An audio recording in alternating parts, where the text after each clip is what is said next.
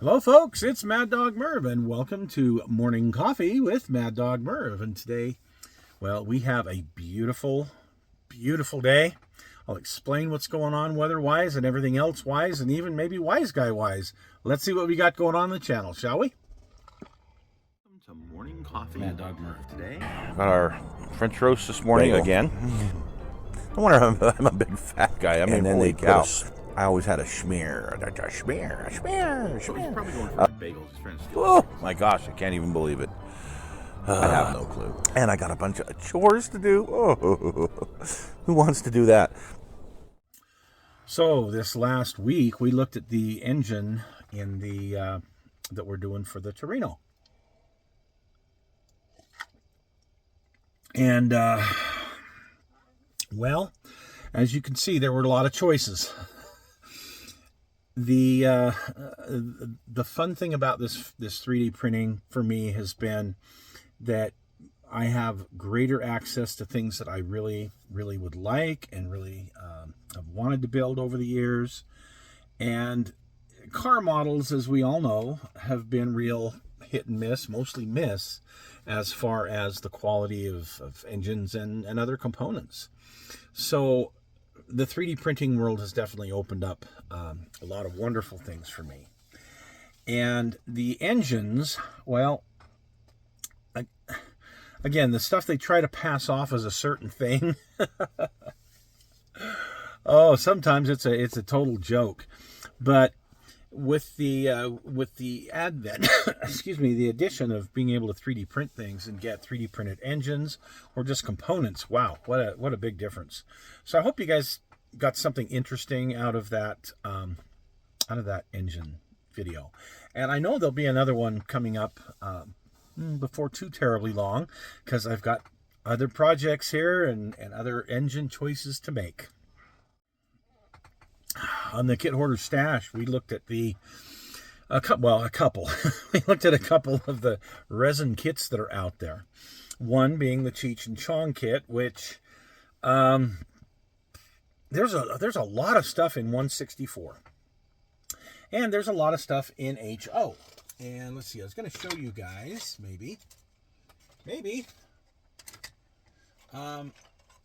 So there was this really neat 68 Mustang that comes like this, and it's HO scale, but you can make it into several different scales. In fact, I even took this and blew it up to 1/25th scale.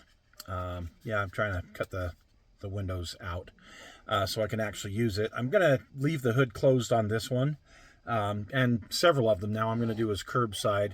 The quality isn't quite what I really like, but it's still good. But you know, like the Cheech and Chong van, and some others. My dad's Willys, which is around here somewhere. Oh, I actually printed this in HO scale as well.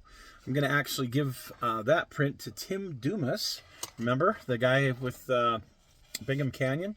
Well, to go on his layout, I think that would be absolutely awesome to have a 29 Willys in the layout. A lot of the cars he had were Hot Wheels, which just don't really cut it for HO scale. But here's how my dad's car actually turned out. Now, I haven't done the chrome, obviously, but I did use some acetate for the windows. They turned out good. And this is how Dad told me he painted it. He painted the body blue, and he painted the wheels with the yellow. Here's the HO scale version of it. Haven't painted the wheels yellow yet, but so this upcoming week, I have a couple of things for the kit hoarder stash. I'm not sure what we'll do. I've got more of these 3D printed car bodies that would be interesting to show you guys.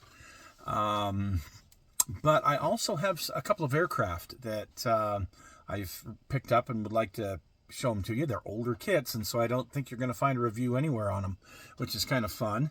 And we'll see. But we will have a show this Thursday. And on our main show tomorrow, well, we weren't scheduled to have a main show tomorrow because we had one last week. But what I'm going to do is this. Now, I mentioned to you guys I'm going to try and do every other week on the main show, and that I might change that a little bit to be kind of more of a, when I have stuff to show you, I'll show you, and when I don't, it might be a little bit longer. Well, this is one of those times. This week, I had an opportunity come up. It came up really quick, and so I took it. And I went to probably the last good old-fashioned wrecking yard or junkyard that we have here in Salt Lake City. There were several over the years, and on the show, I've shown you guys a few of them as they would close up and, take everything away. Well, this one is one of the big ones that hardly anybody could ever get in. The guy would never sell anything. I don't have a very high opinion of. And I'll get into that probably in the show. But anyway, he got himself in a situation where he's got to sell everything or it gets crushed, because the land is now belonging to somebody else, and they've given him X number of days, and X number of days was, I guess Friday or yesterday was the last day that he had. And what didn't get got rid of, or what didn't get moved, sold, they're going to crush. Not him, but the company that's moving in there, because the company that's moving in there is a metalworks company. Metal salvage place. So yeah, they'll crush it. They'll crush the stuff, which is sad, because wait till you see on the video the stuff that's left. Now, a lot of good things that he had are gone. He's taken them to a place. Apparently it's some kind of indoor storage area that he has, where he's got some of his rarer, nicer, muscle car things that he'd like to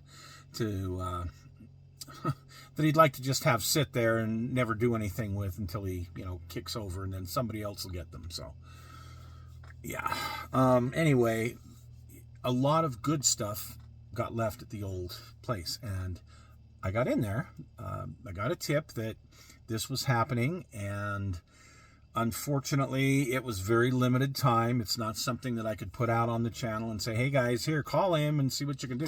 No, it was, I've got to get over there and just document what's there. Document what's left. Document what's going to wind up probably being crushed.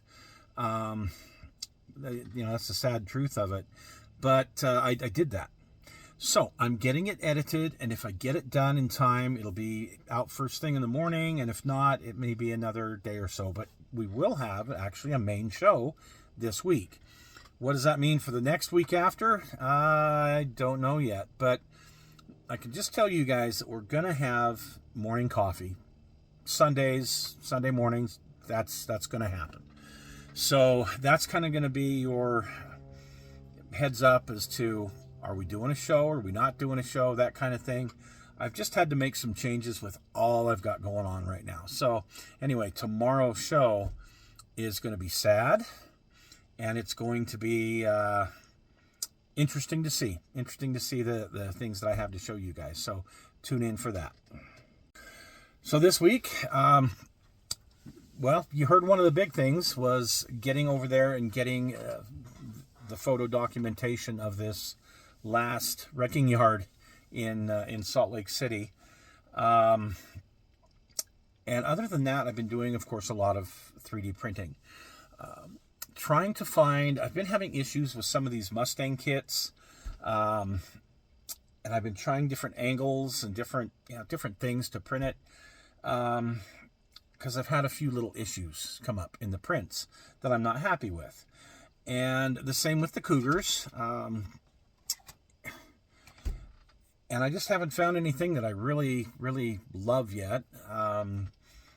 So far, I'm having to do a print and then do some work on it. And, then it turns into a pretty decent kit. But I've got a bunch of those that I've been working on. I've done a bunch more figures this week. Excuse me. Holy cow.